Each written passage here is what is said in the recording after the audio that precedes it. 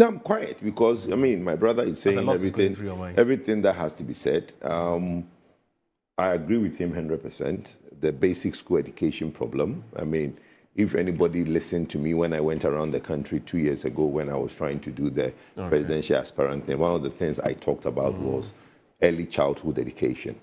And I think if we try to look at what the Western world are doing, they are promoting heavily early childhood education because the research have shown that if you take kids earlier at age 4, 5, instead of the 6 years, right, kids do better if they are engaged early from age 4 and 5. Now, let me read something from the International Parliamentary Network for Education, and they have something in Ghana posted somewhere in April. It says that Ghana is facing one of the worst learning crises in sub-Saharan Africa. While there is some recent encouraging progress in education access, almost 80% of children still do not acquire basic skills in literacy and numeracy by the time they reach end of primary school, which is exactly what my brother is saying. Okay? It's not like the problem just fell on our lap. Yeah. We've known of this problem, right? Let me go to 2018, UNICEF. UNICEF said that only 19% of grade 4 pupils are proficient in mathematics. Only 19%. What does that tell you?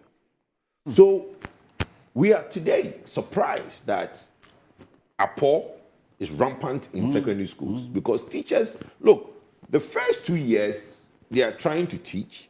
The third year is just basically doing exam past papers. And I have a problem with that style of teaching. It looks like now the emphasis on past questions than on actual letting the kid understand the topic that they are learning. Now, by the time a kid gets to secondary school, there should be some numeracy and literacy. Kids can't read today because they can read. They have not been taught how to read. So if at the end of primary education, 80% of our children are lacking numeracy and literacy, what are we talking about? And secondary school, which is only 2.5 years, what are you doing at that level? Then they now go to university. I have a friend who is a professor in tech. He says that these days they've stopped giving comprehension exams. Most of the exams in the university now is only multi-choice. Yeah. Multiple choice, right? Multiple choice. Multiple choice. Because if you try to give comprehension test, my brother. You mean you hear things? You hear things. You see things. You see how you see things, I hear things, the kids now type on WhatsApp. Yeah. That's how they write exam. That's how bad it is. So now he's saying that most professors have stopped doing comprehension. It's multiple choice. Wow. 1, it's easier to mark, right? 2, you don't have to sit through and read garbage. But his problem is not even with undergrads. His problem is with postgrads. People writing master's thesis because they have to write. And what you are reading as postgraduate students is appalling. So, look, I don't even know that we can talk about this thing enough. GES, he's talking about NAGRAT and all these associations and everything, and they are always doing politics of whatever. Meanwhile, they have their own skeleton in their cobwebs that my brother is saying that they can do better to motivate their own members. They can't do it. We are not doing that, right? And who do we blame? Politicians. Now, everybody out there will have loved me and my brother to go at it this morning. Hey, Obojao, just that the real corporates, the people who are not doing the work to do, will just go to bed and the blame will be NDC, MPP. And that is what now loses the traction of the conversation. Look, this result is a wake-up call. I think some people will want to do politics with the expansion of access. Some people want to do politics with double track system. Some people want to do politics with mismanagement of the schools, not giving money, mortuary. I've seen people talk about feeding of the kids and all those things. Look, I have seen when we were in primary school, and there's a guy that came to the school and he came from the north, and his parents have been transferred to the south, and that kid had to write an essay before he was admitted to primary school.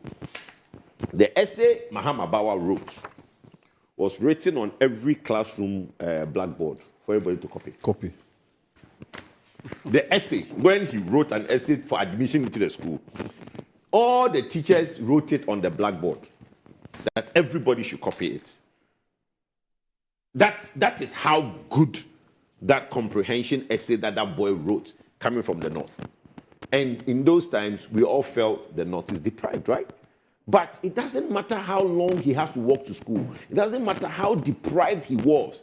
That boy wrote beautiful English. Even under those very dire circumstances. Thank you. So what are we talking about malnutrition of kids? Now we have even been told kids eat eggs in school. When I heard, I was like, what?